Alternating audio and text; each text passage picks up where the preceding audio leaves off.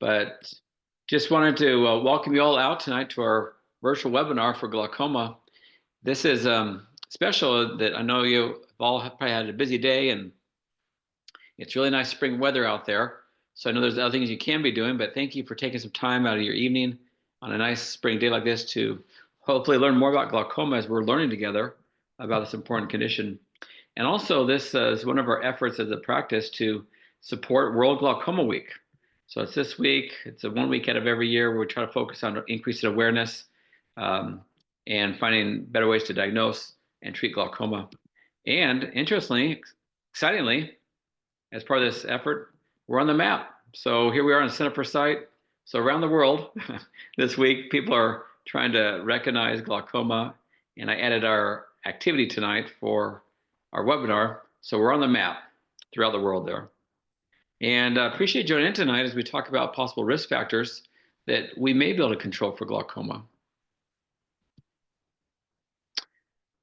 And this comes as a response to maybe some of the top 5 questions I have as we talk with patients who have glaucoma.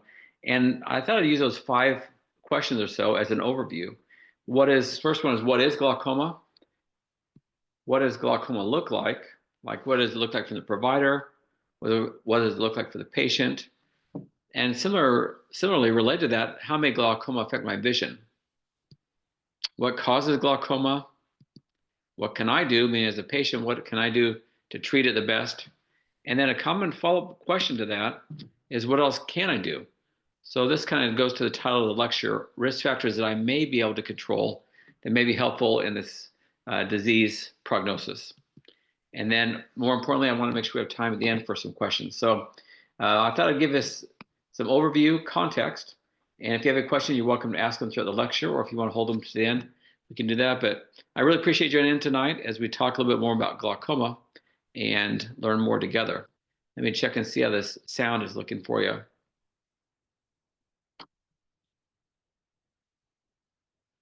Okay, looks like we're good for the mics. Okay, good. Thank you for checking on that. I'm glad it's working better. So here's our overview. First question is, what is glaucoma? Pull this up here. And I like to say glaucoma is nerve damage. And to be more specific, it's damage to the optic nerve. And that's the nerve that connects the eyes, vision to the brain. So we need that connection. Very similar to a camera and a computer, that cable that connects it. Typically, the optic nerve should look like this. This is a normal optic nerve. We have this kind of round shape, and you can kind of see, if you imagine, a donut shape appearance. And in that donut shape appearance is this nice, thick, healthy, even rim all around it. Fanning outwards is the blood vessels. These smaller ones are the arteries. These are the veins. So arteries come in through the optic nerve. The blood goes out of the eye through the optic nerve. That's our central retinal vessel trunk. But this is a healthy eye. This is exactly how it should look. With glaucoma, though, it causes nerve fiber layer loss. So you can see these little fine white lines. Those are nerve fibers that extend all throughout the retina, and they all come and converge on the optic nerve from all over the retina. So with glaucoma, there's nerve damage, and more importantly, it's to these fine, smaller nerves, these nerve fibers. So I'll show you a picture of what that looks like. So here's a picture of a patient with glaucoma. And first thing you can see is those little white lines I showed you here. We're missing. In fact, it's kind of a bland or pale looking area.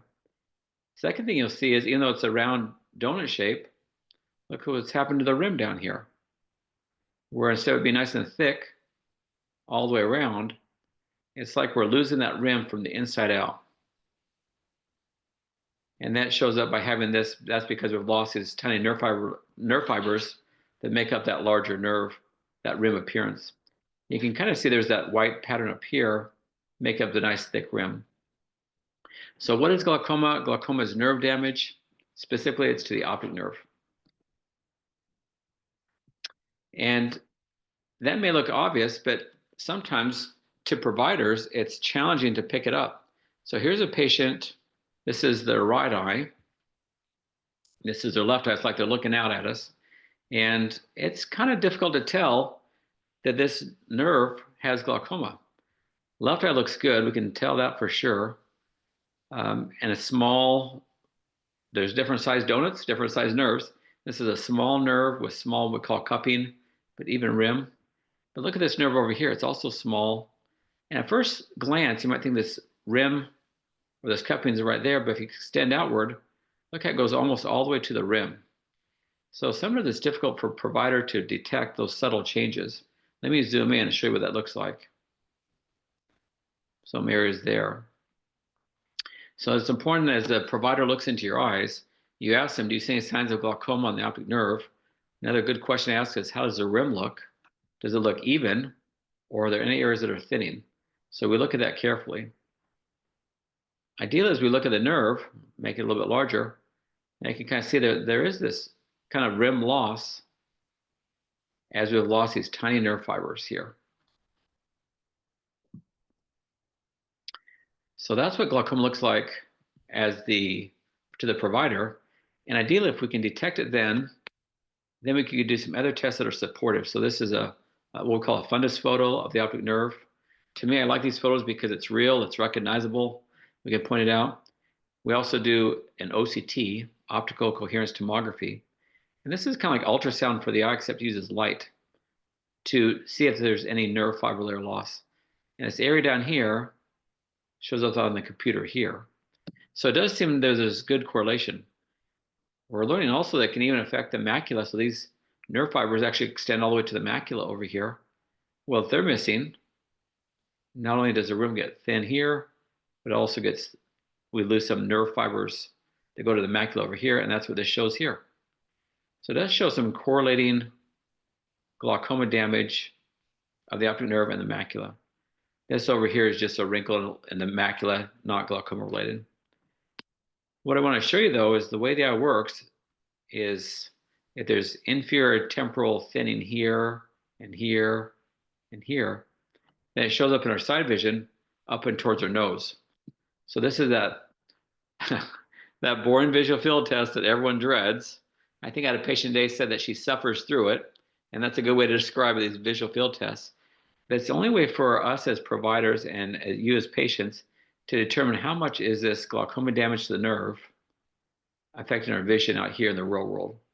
And it might not look like a lot of damage to the nerve, just a small area where the rim's thinner, but look how this is affected. In fact, this is most of the patient's top half of the vision. Interestingly, in the patient's world, they may not see this as black and white. It might be more dim or blurry pieces. We just want to keep it that way so they don't know that they have glaucoma that doesn't affect their vision. But it can be challenging for the provider to pick up this early glaucoma changes unless we're looking for it. So that's one of our goals as providers here, to making sure we are always looking for it. And in fact, we had dedicated to this topic this week a lecture last night for local providers on other pieces of the puzzle for glaucoma as we're trying to increase awareness. So structural damage here correlates with functional damage here. For visual field testing, sometimes a common question is, how many times do I have to do the visual field? And I'd say if someone has glaucoma, they should at least have it done yearly. And then, here's an asterisk, if it's not reliable or if it suggests progression, it should be done, repeated again. Or if it's advanced glaucoma, maybe a couple times a year to make sure it's not progressing. So at least a baseline, and then depending on the severity of the glaucoma, the age of the patient, a couple more times to making sure it's stable. Let me show you another example of what does glaucoma look like. Here are two pictures, and again, sometimes it's subtle to pick up this little area of rim thinning. This is the patient's right eye, and here it's the left eye. This is interesting. You can see this little red spot there in the right eye. And it's kind of flame-shaped flag area in the left eye. That's what we call optic disc hemorrhages, or it goes by the name who coined it, Drance hemorrhages. Anyway, that's a sign to providers that there's been some nerve damage, and it may still be ongoing. So again, we do computer scans. And if we have damage down here, it could affect the side vision up here, which in the right eye looks pretty good. Let's see what the left eye looks like. Yep, so some spots down here. So if there's nerve fiber layer loss up here, it can affect the vision down there. And this is probably something the patient isn't even aware of. So for glaucoma, that's what glaucoma looks like to the provider. What does it look like for the patient? And if you've been diagnosed with glaucoma yourself, or if you've ever Googled glaucoma, many times you'll see this common picture of these images: normal vision, early glaucoma, and advanced glaucoma. They suggest and depict that it's a tunnel-like loss of vision. Interestingly, though, glaucoma has a specific pattern of loss. It's not a tunnel, but it's more starts here in the corners towards your nose, either up here or down here, as I showed you in those scans, and then progresses outward. So sometimes the last place to go is down here on the side. Many times patients say, I don't have glaucoma or my side vision is good, and they wave their hands out here, which is what we'd normally suggest from like look at the internet, but really it's more starting up in this area. So it starts in a different area than we would expect and doesn't usually have this tunnel vision until it's significant and advanced. What does glaucoma really look like? It doesn't look like that, but it looks like this. So this is a picture of one rainy day. I was backing up my car, and on the backup camera, there are some rain droplets. And on the rain droplets, you can see there's still images, but we just can't see them as well. They're kind of blurred images or missing pieces. But several studies have shown that patients usually don't say that they have a dark tunnel into their vision. They say they might have missing pieces or dark pieces or blurred images. This is maybe a better example of what glaucoma looks like based on the studies. And I'd be curious to see what you think as well with your visual field testing. Many times when patients would do the visual field, I'll ask them, how does it affect your vision? What are you seeing? And they might say something just like what I described here, maybe some blurry pieces or missing pieces. So we talked about what is glaucoma. It's nerve damage. What does it look like? Well, it's rim thinning because there's neurofibrillary loss. How does it affect my vision? Usually blurry pieces or missing pieces. And many times this is more in severe stages. So if we can keep it so the patient only has a small little spot of blurry vision, that's what we want to do so it doesn't affect their vision. So I think, well, who's at risk for glaucoma? It's a multifactorial disease. I mean, there's multiple factors that can lead to optic nerve damage. The most important one, the main modifiable risk factor, is high eye pressure. And there's a normal range from 12 to 21. But there's a fair amount of patients, 50% or more, who have pressures in the normal range, and they still have glaucoma. So it makes us think there's other factors that could be related to it. Maybe there's circulation issues from diabetes or high blood pressure. Maybe there's a family history for it. Thin corneal thickness levels. Race is a factor, more common among African Americans, Hispanic patients. As we get older, just because the drain within the eye doesn't work as well and the pressures get higher, it'd be kind of like having an older house. Over time, the drain just gets a little blocked and clogged. As a result, things don't drain as well. Similar in the eye. And just being nearsighted can be a risk factor as well for patients with glaucoma. So there's multiple factors that we want to consider. Some of these are modifiable and some are semi-modifiable. Some are not modifiable. We'll talk about that in just a moment. The main one, though, is intraocular pressure. So IOP stands for intraocular pressure. And I'll come to that in just a second. I think overall, though, there's three main causes of glaucoma. We talked about how it's nerve damage. See how this rim is very thin down here? We've lost of that nerve fiber layer. But the main risk factor is, one of the theories is high eye pressures, or maybe not above the normal range, but it's too high for them. And that can be too high, that high enough it causes pressure on the back part of the eye.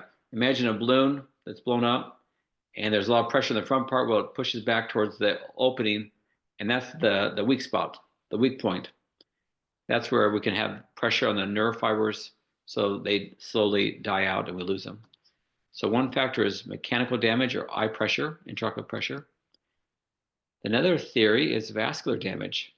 So let's say if we have normal eye pressure, but for whatever reason the patient doesn't have very good circulation. And if there's reduced circulation to the nerve, that means it can't function as well. That causes nerve fiber layer loss. And the other one is biochemical. So maybe there's some inflammatory cause, some underlying inflammation that's causing the nerve fibers not to work as well. As a result, we lose those nerve fibers.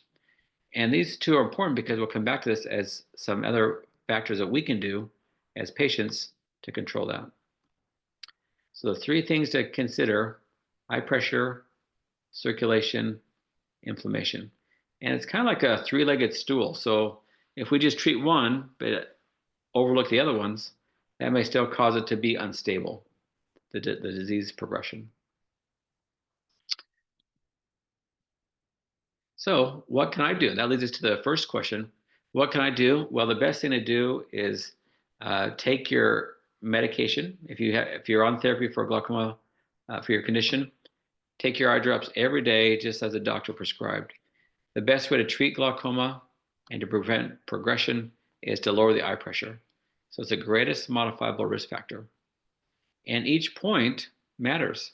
Meaning if we go from a pressure of maybe 19 to 17 or 16, sometimes that's enough to get it from the abnormal level to the normal level where that patient is less likely to have glaucoma damage. So each point matters. So your doctor will prescribe perhaps maybe an eye drop to get the pressures lower.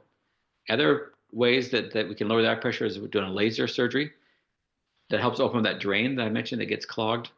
We can even do some stents inside the eye that help bypass the blocked drain. We can clean out the drain itself. We can even do surgery that bypasses the drain altogether. So there's a lot of great ways that we can lower the eye pressure. What you can do as a patient is making sure that if you're on topical therapy or eye drops, you take them as prescribed.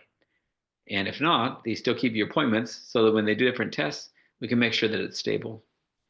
They've found that poor adherence, how well does a patient take the medicine at the prescribed time and the prescribed dosage? Poor adherence means to topical medications is associated with visual field progression.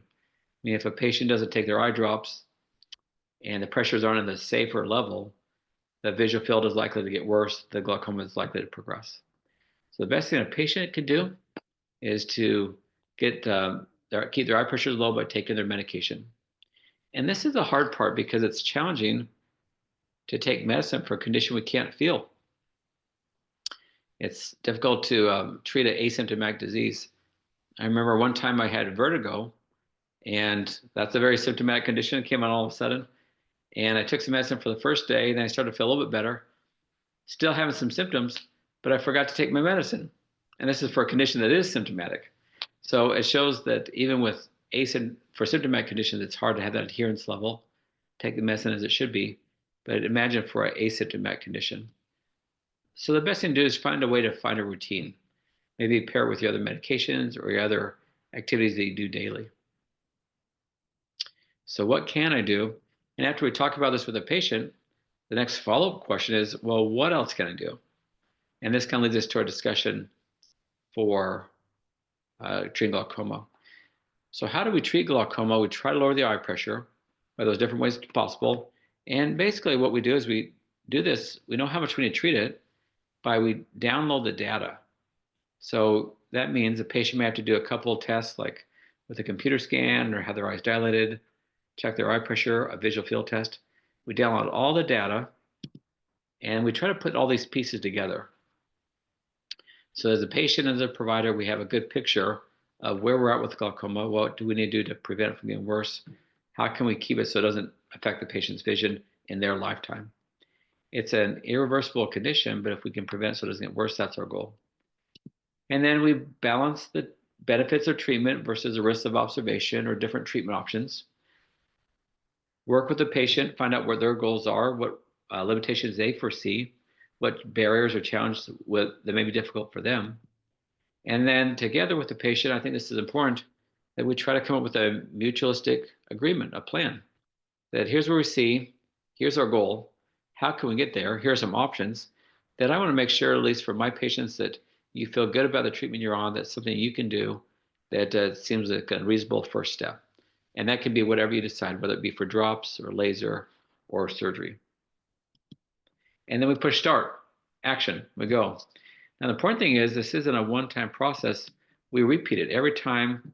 For me, I feel like it's important to repeat it every time we see a patient, that we continue the process. We're still reviewing the data, putting the pieces together. They still fit. Is anything out of place? Is the treatment sufficient? If it is, let's continue. If not, let's change the treatment. And we push start. So that's how we treat glaucoma, by lowering the eye pressure. And in the past, regards to treatment, it's kind of like an evolution of these Coca-Cola vending machines. In the past, you might have seen something like this, an old vending machine that really had one option for treatment, limited selection for different ways to treat, to get your Coca-Cola. The other one, we had some other options, looks like 7-Up and maybe Mellow Yellow, maybe a root beer, and then Diet Coke. And nowadays we have literally hundreds and thousands of options of different ways we can get our drink that we would like. Well, similarly with glaucoma, in the past, we had a few options, a few types of drops, more types of drops that work better, last longer, less side effects. And now we have drops and lasers and surgery. And it's really been an evolution in favor of the patient to find these different treatment options. So there's some great ways we can treat glaucoma based on the patient's age, the stage of the disease, and their goals. But after we treat the patient, patients commonly ask, well, what else can I do? And here's a spectrum just to help answer that question. Consider the spectrum of risk factors. So things that can cause us to develop glaucoma, or things that can cause us to progress in glaucoma. And on one end, there's non-modifiable and modifiable. I mean, at this end, there's nothing we can do about it. That's maybe who we are or how we are, such as our race, our age, maybe our thickness, our coronal thickness. Modifiable, as we talked about, is IOP, intraocular pressure. That's something we can modify through a lot of different ways to whatever works best for the patient. But I feel like there is a space here where there is some things we can do. These might be more semi-modifiable. I mean, there might be some things we can do with health literacy, and you're already doing that tonight. Meaning, the more we learn about the condition, the better we can understand why we do the different testing, why we do the different treatment options. So I think it's so important, and I commend you for coming out tonight to learn more about glaucoma, because this is an important part, in my mind, of this condition. For a condition that's potentially progressive and unstable, we have to learn about it and work together as a team with your provider. So health literacy and understanding is important. BMI stands for our body mass index, meaning our overall health, body structure. Are we overweight? Are we underweight? We want to have a healthy body mass structure. Disease mitigation, or what can we do to treat the condition we do have, such as high blood pressure or diabetes or sleep apnea. Those are factors that can increase or decrease inflammation or circulation. So we'll make sure that we do everything we can health-wise.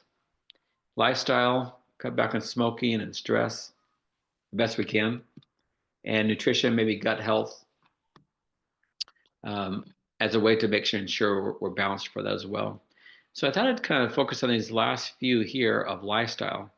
What else can I do? And there's been some really neat studies that talk about different ways to lower the eye pressure just by maybe exercising more regularly, limiting stress, for example. And don't worry, on this side over here are all these studies I found that talk about these different factors. Let me zoom in on this sheet over here and talk about what else can I do. For this, if we can, I came up with 5 S's to try to stop or minimize in our life. One is sugar and systolic. So watching our blood sugar and our blood pressure.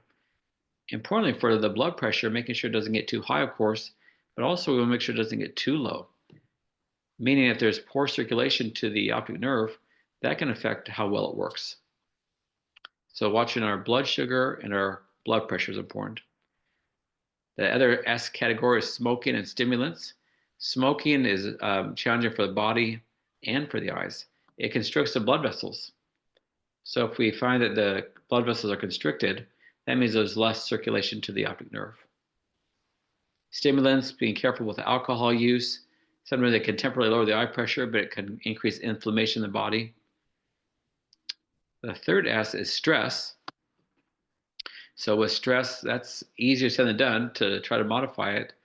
But if we can minimize stress in our lives, some studies have found big reduction, big improvement in their eye pressure levels. In fact, there's some studies that talk about just doing some mindfulness exercises, even for 5 to 10 minutes a day, can help lower the eye pressure. It works by lowering the cortisol levels in our body, which help lower the eye pressure. So sometimes it's challenging for a condition like glaucoma to not get worried about it and easy to stress over it. But sometimes the more stress we have, the worse we can make the condition. So just being mindful and trying to control those levels is helpful. The fourth S in this category is sedentary lifestyle. And this might go along with more with exercising and moving. Many times we're sitting behind a desk at work. We go home, we sit behind a TV, or we sit down in a chair and read. But having some exercise is important. I'll come to that in just a minute. The final S is sleep apnea, meaning with sleep apnea, it's when, as many of you may know, when our brain, our body doesn't get the blood supply it needs because of periods of non-breathing or airflow obstruction while we're sleeping. So for a few seconds, sometimes a few times or several times throughout the night, we stop breathing. And as you can imagine, that means there's less oxygen in our bloodstream. That means there's more carbon dioxide in our bloodstream. And as a result, our body is always in an excited fight or flight response because we're sleeping. We wake up all of a sudden, go back to sleep, wake up all of a sudden. It's like if you were sleeping and someone scared you in the middle of the night multiple times, how your heart rate would race, how your stress levels would increase. So sleep apnea can be a big factor as well. So with these S's, here are some recommendations. For sugar and systolic, blood sugar and blood pressure, well, strive to eat healthy. Easier said than done, like a lot of these other findings over here, is strive to eat healthy. Less processed foods, more fruits and vegetables, nuts and grains. Those are all factors that can help us feel better, but also that increases circulation. And some foods are pro-inflammatory. I mean, sometimes processed foods themselves can cause inflammation in our body and trigger more inflammation. For smoking and stimulants, again, easier said than done, but anything you can do to cut back on smoking, I've heard it's one of the most challenging things to quit and to stop, but anything's better than nothing, and ideally to stop it is so much better for your health, your skin, your eyes, your hair. So try to start new circles, make new friends, make new habits, and do things in moderation, depending on what you're able to do. But again, these are factors that if we can reduce smoking, that means we have increased circulation. For the stress part about it, start mindfulness and meditations. There's some really great apps that are free that you can download that help encourage you to first to remind you to meditate, but also to meditate, give you some background music or some instructions on what to do and how to meditate. So they're all free. These are great ways to do it. But studies have shown there's a big difference in patients who meditate regularly. It lowers their eye pressure. Related to that, and to counteract sedentary lifestyle, is to start moving. They found that exercise is not only good for the body and the mind, but also it's good for the eyes. And they've found that if we can exercise regularly, that can sometimes lower the eye pressure a couple points. So I mentioned earlier that every point matters. And sometimes if we need the pressure lower, we add an eye drop to get 2 more points. But what if we can just have a lifestyle where we're working out more, exercising more, if you're able to do so safely, then that can maybe lower the pressure. That prevents having to get on another eye drop. These 2 factors are important because it's increasing circulation, decreasing inflammation. And the final one is start restorative sleep to counteract sleep apnea. This may mean having a sleep study done by your primary care doctor to making sure you're not having any problems while you're sleeping. The question I ask here is, do you snore? That seems to be a factor. Has anyone observed you stop breathing while you're sleeping? Do you have high blood pressure? Do you have a larger neck circumference, like size 17 in a shirt for men? Do you have a higher body mass index? Those are factors that would make me concerned about sleep apnea, and it'd be worthwhile to do a sleep study for it. So these are 5 S's. We're trying to think, what else can I do to help with it? And all these factors also not help glaucoma, but think of all these other ways that help the rest of our body and different health conditions we have, improving diabetes, lowering blood pressure, really some beneficial effects for our whole body. So in other words, to summarize this slide, what else can I do? Well, try to do things in your life that help decrease inflammation, whether it be our diet, smoking, coming back to smoking, sleeping properly, and things that increase circulation. Both of those factors are good for the body, good for the mind, good for the eyes.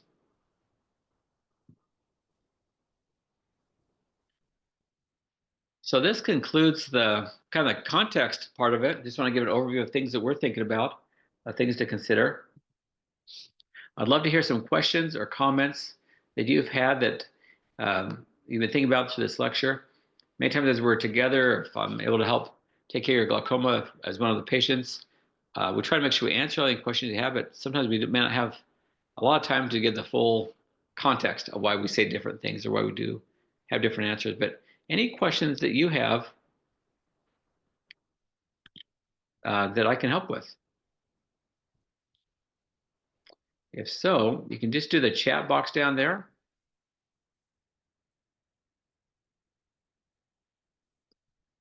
Something you find down there, good.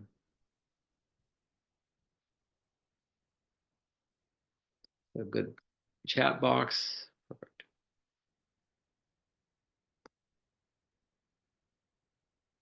And I'm really grateful for each of you for showing up tonight. As I mentioned, on a nice spring day when you could be doing other things, enjoying outside. I see a lot of familiar faces, and it's so nice of you to take time of your schedule. I think about some of you, and remember some patients this past week or the week before where they said that they just want to save their vision and keep the vision so they could see their grandchildren, maybe at a soccer game or at another event. And I was thinking after they said that, there's a couple who said that. I was thinking, well, they never say anything about wanting to be able to see their kids. They just want to see their grandchildren, their grandkids. So I always thought that was interesting. But what a great blessing to have grandchildren if you have them nearby and to be a part of their lives like that. So let's see. Open for questions. Thank you for the kind words there. We appreciate that. Are there any new treatments that are being studied? Do you have any hopes for the treatment of glaucoma? This is a great question. A lot of treatments are being studied. In fact, I think we're getting better at different ways to diagnose glaucoma, meaning as far as structural testing. It'd be interesting to see where AI goes to detect glaucoma earlier. If we can diagnose a condition earlier, whether it be diabetes, high blood pressure, glaucoma, Parkinson's, dementia, cancer, earlier diagnosis means better prognosis. So one of the treatments is just one of the focuses on for glaucoma is earlier diagnosis. And additionally, there's better treatment options as well. I think there's a trend, a paradigm shift from treating patients with eye drops to other procedures like a laser therapy, putting in the medicine to the eye where it slowly releases it, or minor procedures or surgery options where they bypass the drain. And I think that's where we're going because we're realizing that's more effective for the patient, controls the disease better, and is more effective in the long run.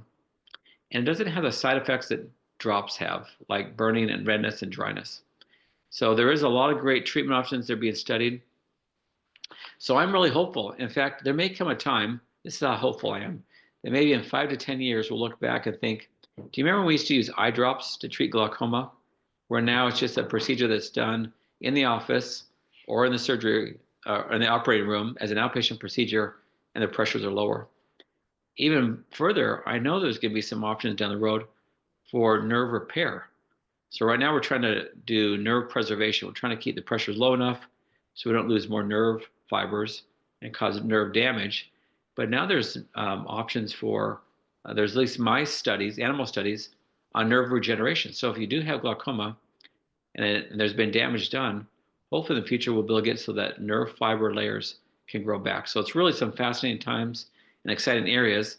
The important thing now is we just keep it, the pressure is low so we don't lose more optic nerve damage, and wait for some options like that for visual preservation.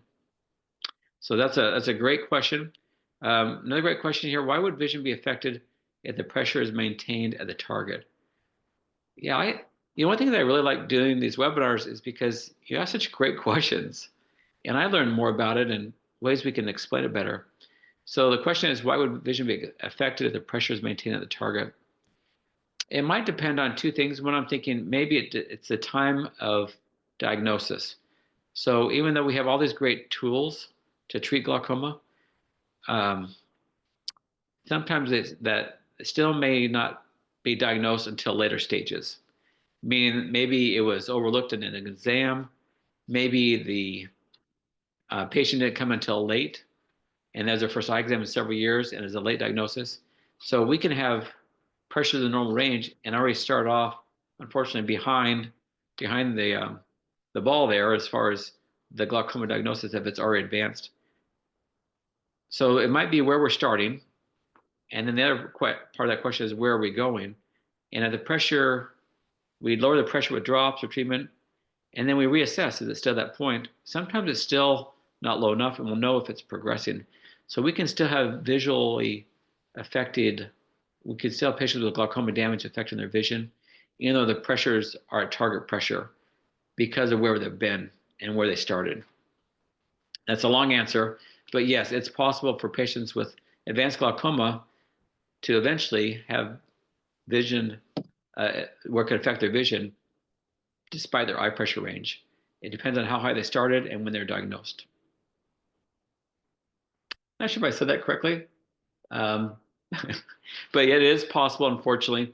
We just want to make sure that it doesn't get any worse. So great question.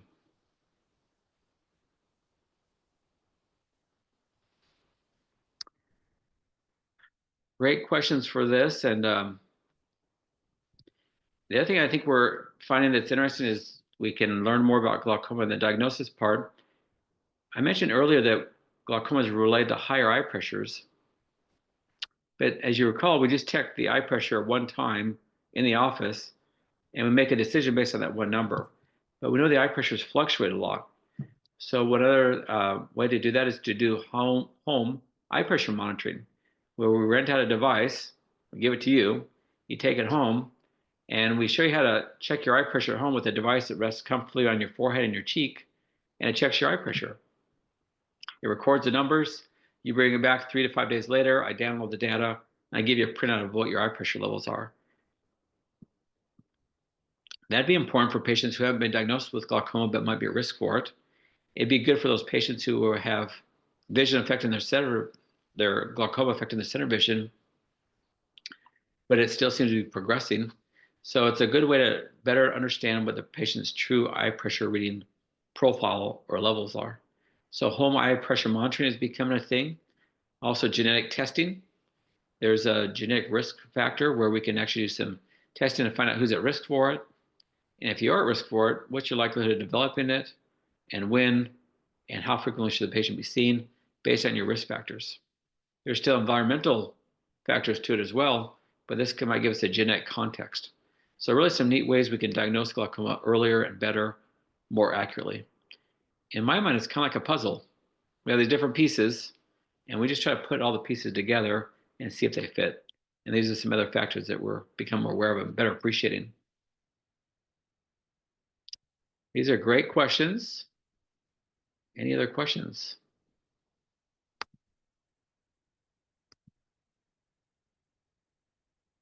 Good.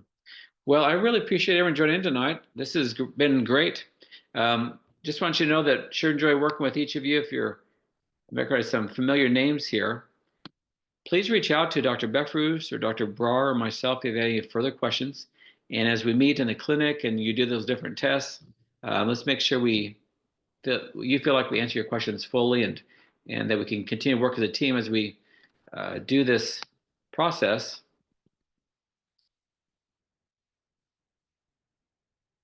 and repeat this process for diagnosis and treatment of glaucoma.